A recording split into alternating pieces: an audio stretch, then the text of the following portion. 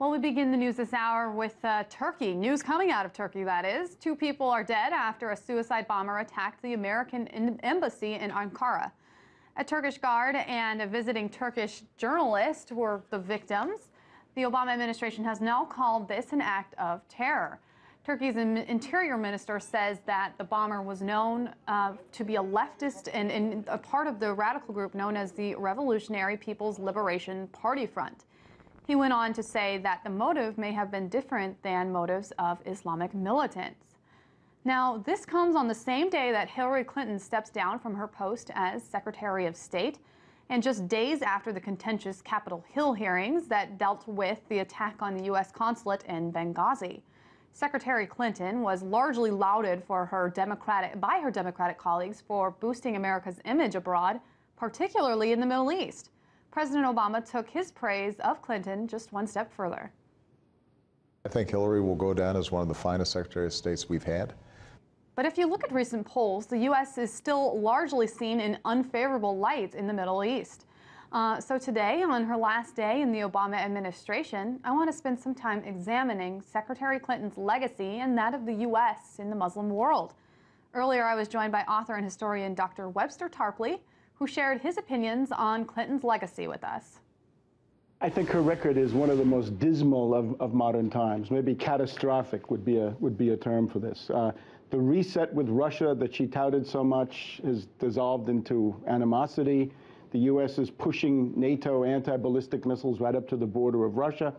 The so-called pivot towards China and Asia is interpreted, I think, correctly by the Chinese as an attempt to encircle them, trying to take countries like Burma and turn them into U.S. puppets where they had been friendly to China.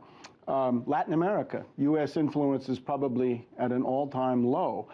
And if we look a little bit more specifically into the areas, say the Middle East or the greater Middle East, Afghanistan, she supported that surge. What has that led to? Just a lot more losses. They wanted, of course, to export the Afghan civil war into Pakistan. She hasn't been able to do serious harm to Pakistan. But I think it's when you get to Libya and Syria that you see the real dimensions of her malfeasance. Here we have the United States, in order to maintain influence and control, reduced to the level of destroying nations and indeed destroying the fabric of human civilization itself, because she knew, and she had absolute, good reports from Ambassador Ford and Ambassador Stevens, who were doing these things, that the guerrillas, the terrorists, the al-Qaeda death squads that she was sending in to overthrow Gaddafi and providing them with air cover, and similarly the groups that she has urged on to attack Syria, these people essentially mean chaos and the end of civilization as these places have known it.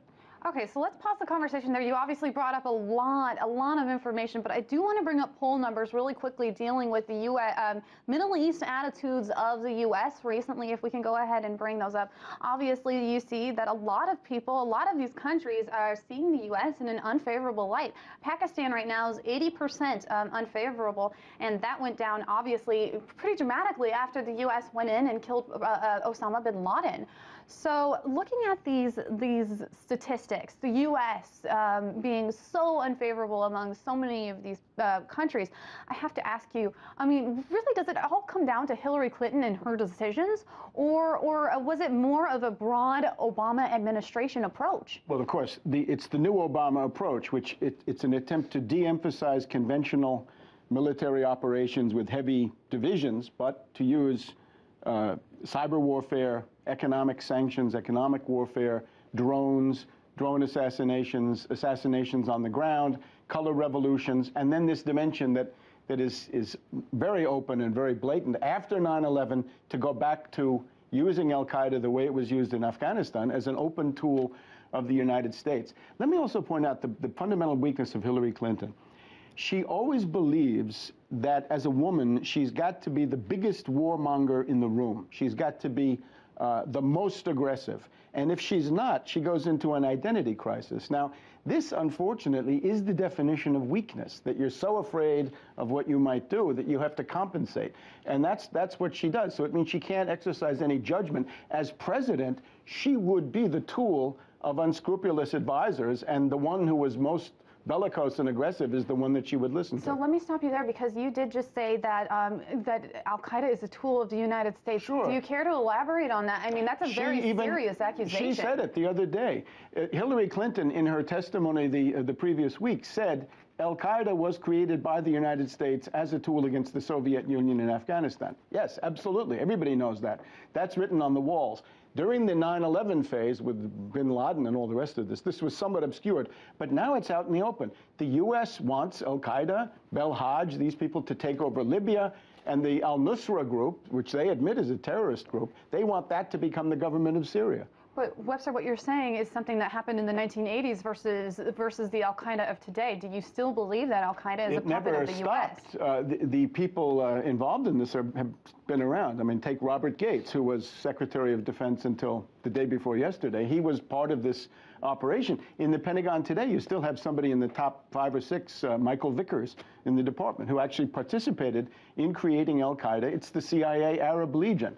But at the same time, those two have been gone for over a year. Vickers, I think, is still there, unless I'm talking much about mistaken. Panetta and Gates.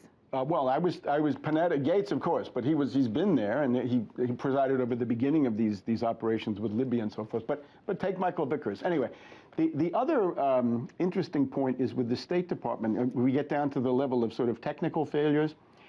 The visa for Mutalab, the Christmas Day bomber over Detroit, if his visa had been pulled, he could not have boarded that plane. He couldn't have gotten onto the plane for the United States. And the State Department are the ones who failed to do that. So if we look at her record, it's a story of failure on multiple points. And nevertheless, this is balanced by this amazing complacency, this amazing sense of entitlement that somehow she's going to be coronated the next president. I don't think so. So, Webster, are you saying that the State Department actually wanted these people to come into the country and wreak havoc?